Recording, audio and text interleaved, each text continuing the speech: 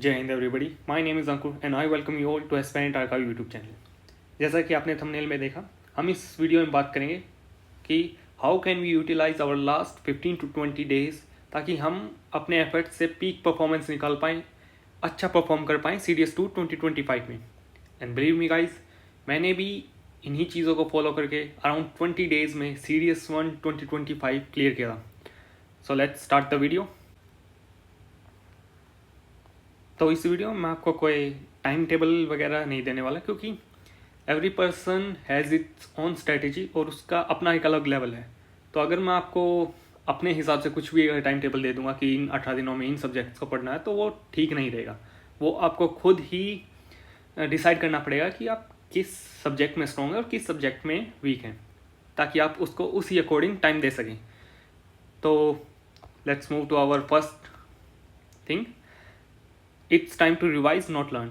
मतलब अब मेनली हमें बस अपने जो बनाए हुए नोट्स हैं उन्हीं को रिवाइज करना है, और जो NCERTs में हमने हाइलाइट्स किए थे, जो भी बुक्स पढ़ी, जो भी चैप्टर्स पढ़े, अब उनको एक बार रिवाइज करने का टाइम है। क्योंकि अगर अब हम कोई नया सब्जेक्ट या चैप्टर तैयार करने बैठेंगे तो उसमें काफ़ी ज़्यादा टाइम चला जाएगा, और वो अभी हमारे पास है नहीं, क्योंकि इन अराउंड 18 डेज़ में हमारा CDS है। सो और मोस्टली जो नए स्टूडेंट्स या जो नए एस्पिरेंट्स होते हैं वो यही गलती करते हैं कि वो पढ़ तो काफ़ी कुछ लेते हैं लेकिन उसे रिवाइज नहीं करते, और इसीलिए जब वो एग्ज़ाम देने जाते हैं तो उन्हें कुछ याद आता ही नहीं है कि, या फिर उनको लगता है कि हाँ ये कहीं देखा था, लेकिन वो रिकॉल नहीं कर पाते क्योंकि उन्होंने बार बार उस चीज़ की रिविजन नहीं की थी। तो प्लीज़ अभी बस रिवाइज कीजिए। अगर आपने कोई चैप्टर नया या मतलब कोई सब्जेक्ट नया करना तो उसको रहने दिए, उसके बजाय अपने जो पहले ही आप चैप्टर्स कंप्लीट कर चुके हैं उन्हें बार बार रिवाइज करें, ताकि आपकी पॉसिबिलिटीज़ अगर उसमें से कोई क्वेश्चन आता है तो ठीक करने की ज़्यादा रहे। And however there are some topics जिन्हें आप एक ही दिन में कर सकते हैं। जैसे there are some topics in geography like clouds हो गए, माउंटेन्स हो गए, रिवर्स हो गए। ये एक एक घंटे के टॉपिक है। अगर कोई भी आप यूट्यूब वीडियोज़ देखेंगे इनके ऊपर तो आप इजीली इन्हें रिवाइज कर सकते हो। इनमें से काफ़ी चांसेस होते हैं कि क्वेश्चंस आए। So instead of going for entire subject, go for these small topics so you can maximise your output in this small duration of time. And the next thing is कि हमें अभी main focus, जैसे जो OTA को target कर रहे हैं, उन्हें अपना मेन फोकस इंग्लिश पे रखना है, क्योंकि इंग्लिश में स्कोर करना काफ़ी इजी है रिलेटिवली GK या GS के। और जो IMA को टारगेट कर रहे हैं उनके लिए इंग्लिश और मैथ, उसके बाद GK। और इंग्लिश में भी अब मोस्टली जो ट्रेंड रहा है 2024 के बाद, उस पर वकैब पे ज़्यादा फोकस किया है, और जो वकैब आ भी रही है वो उसका लेवल काफ़ी अच्छा है। जैसे 2023 से पहले जो भी वकैब आती थी उसका लेवल इतना ज़्यादा नहीं होता था। मतलब अगर आपने नॉर्मल वकैब भी किया तो आप इजीली उन क्वेश्चंस को एलिमिनेशन के थ्रू अटेम्प्ट कर लेते थे। लेकिन अब वकैब काफ़ी अच्छी आ रही है, कुछ फॉरेन वर्ड्स भी आए हैं CDS2 2024 और CDS1 2025 दोनों में ही। और अब जो रिसेंट ट्रेंड में देखा गया है उसमें रीडिंग कॉम्प्रिहेंशन काफ़ी लेंदी हो गया है। जो PQRS हैं, जो हमारा कॉम्प्रिहेंशन तो इस बार आया ही नहीं था, लेकिन जो PQRS थे वो काफ़ी लेंदी थे, तो उनमें काफ़ी टाइम चला गया था। तो please focus on these areas. और जैसे GK में जैसे आप अगर साइंस स्ट्रीम से हैं तो science is the best subject to start your revision, because इससे 30 क्वेश्चंस आने की काफ़ी चांसेस रहते हैं। हालांकि 2024 के फर्स्ट पेपर में थोड़े कम आए थे, लेकिन उसके बाद ये रेशो ठीक ही रहा, मोस्टली 30 क्वेश्चंस आ जाते हैं। और जियोग्राफी का भी एक अच्छा खासा वेटेज रहता है, और ईजी है बजाय किसी और सब्जेक्ट्स के, साइंस और जियोग्राफी कंपेरेटिवली। उसके बाद इकोनॉमिक्स का भी ट्रेंड काफ़ी बढ़ रहा है, काफ़ी क्वेश्चंस आ रहे हैं, तो please revise your economics. And again history, polity and current affairs. History के लिए मैं कहूँगा कि just only read your themes NCERT। और पॉलिटी के लिए भी आप जहाँ से भी, जैसे लक्ष्मीकांत से की है या फिर कहीं और आपने किसी टीचर से की है, तो उसके नोट्स सफिशिएंट है, क्योंकि पॉलिटी का वेटेज रिसेंट टाइम में कम हुआ है, तो इस पर ज़्यादा टेंशन लेने की ज़रूरत नहीं।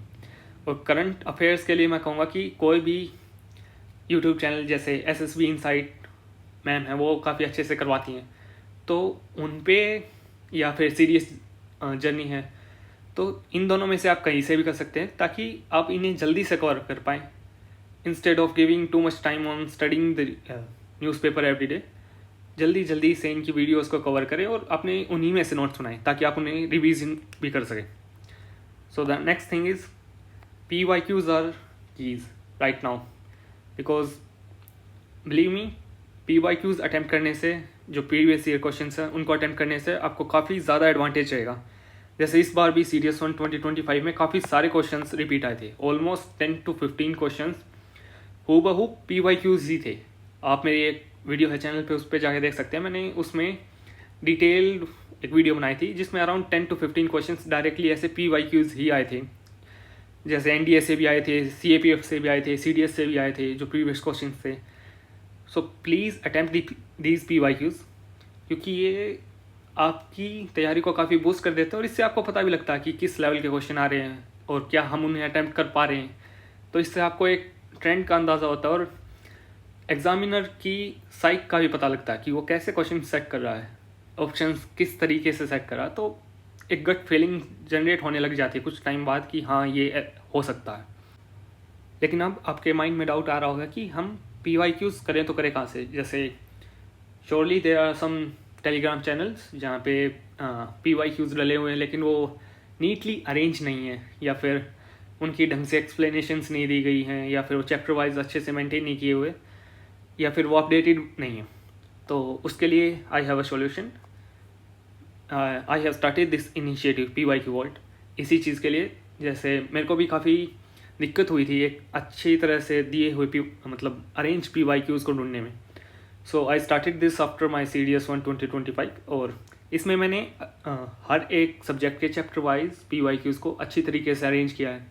ऑलमोस्ट सभी जो मेजर UPSC एग्ज़ाम कराता है, जैसे CDS, CAPF, NDA, CSC, CSE और EPF और जियो साइंटिस्ट वगैरह, उन सभी के क्वेश्चंस को मैंने हर एक चैप्टर में डिवाइड करके अच्छे से अपलोड किया हुआ है और उन्हीं के साथ उनकी एक्सप्लेनेशंस को भी कर रखा है।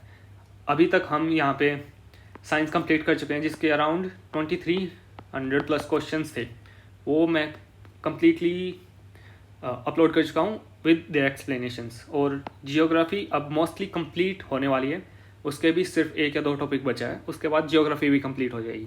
तो आप यहाँ जाके अपनी प्रिपरेशन को बूस्ट कर सकते हैं आप, और ये टोटली फ्री है, इट्स फ्री ऑफ कॉस्ट, कोई भी आपको इसके लिए पैसा नहीं देना। सो द नेक्स्ट थिंग इज़, मतलब यही मैंने ऐसे ही हर एक चैप्टर्स के अलर्ट डाल रखे हैं कि कौन सी NCERT से कौन सा चैप्टर पढ़े, ताकि आप उन PYQs को अटैम्प्ट कर पाए और वो कौन सी NCERT चैप्टर से आ रहे हैं। And this is how I uploading the questions, like this is the question, then there is a quiz type format, ताकि आप इसको उसी टाइम अटैम्प्ट कर सकें। और फिर सभी क्वेश्चंस के बाद उनके ऐसे इस टाइप से एक्सप्लेनेशन दे रखी है, ताकि अगर आपको कोई डाउट हो तो आप वहाँ से नोट बना सकें। काफ़ी इजी और छोटी सी एक्सप्लेनेशंस दी थी। एंड नेक्स्ट थिंग इज़, अभी लास्ट टाइम है तो we should focus more on giving the attempting the PYQs and giving mock test. चाहे आप टेक्स्ट बुक यूज़ कर सकते हैं या फिर सीरियस जर्नी या किसी और भी काफ़ी जो आते हैं मॉक टेस्ट के प्लेटफॉर्म्स, आप उनको यूज़ कर सकते हैं। टेक्स्ट बुक पे भी स्पेशली इंग्लिश के लिए आप जो CDS वाला सेक्शन है उसमें भी काफ़ी टेस्ट हैं, और उसके अलावा आप SSC के भी जो प्रीवियस ईयर क्वेश्चंस हैं इंग्लिश के, वो अटैम्प्ट कर सकते हैं। या फिर अगर आपको बस CDS स्पेसिफिक क्वेश्चन ही चाहिए तो आप वो सीरियस जर्नी या किसी और प्लेटफॉर्म पे ले सकते हैं। And please don't try to save money, this is the last time. आपकी जो भी पिछले 6 महीने या साल की प्रिपरेशन है उसको बूस्ट करने का सबसे अच्छा तरीका यही है, ताकि आप मॉक टेस्ट लगाएंगे या गलतियाँ होंगी तो देयर इज़ अ चांस कि शायद आपका किसी वही क्वेश्चन मेन एग्ज़ाम में भी आ जाए, तो देयर इज़ अ पॉसिबिलिटी। तो please attempt the PYQs and mock test right now, and this is the last part of the video। क्योंकि मैं भी खुद एस्पिरेंट और मैं भी एग्ज़ाम दूंगा, तो शायद मैं एग्ज़ाम के पास ये वीडियो ना बना पाऊँ, तो it's very short summary of the exam day situation में क्या करना चाहिए, क्या स्ट्रेटजी होनी चाहिए। तो first thing is believe in your self कि यार अगर तुमने पढ़ाई की है तो हो जाएगा।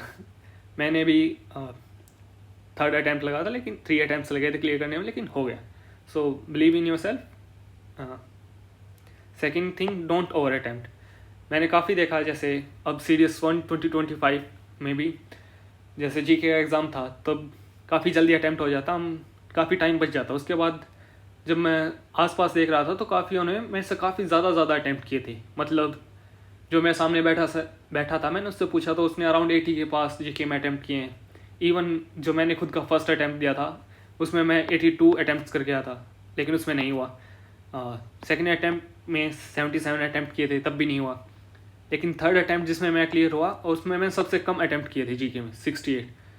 तो प्लीज़ जीके में अगर आपकी गट फीलिंग्स हैं, आपको 1 या 2 ऑप्शंस आप एलिमिनेट कर पा रहे हैं, तभी उस क्वेश्चन को अटैम्प्ट करें। वरना अगर आप उसको बिल्कुल भी नहीं रिकॉल कर पा रहे हैं या फिर आपको आउट ऑफ दी सिलेबस लग रहा है तो प्लीज़ उसे छोड़ दें।